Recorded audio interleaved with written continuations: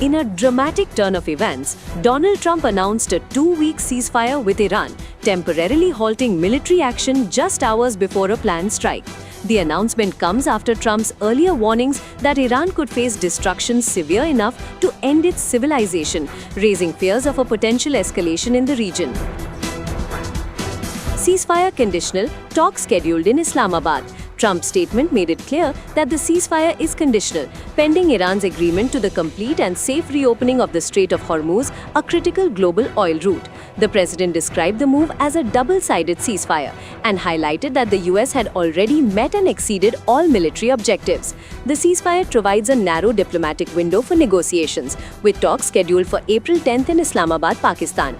Both US and Iranian delegations are expected to discuss a reported 10-point proposal from Iran, which forms the basis for potential long-term agreements and regional peace. Diplomatic pressure and strategic signaling.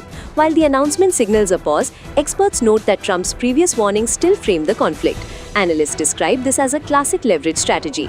The maximum threat is established first, followed by a limited window for diplomacy.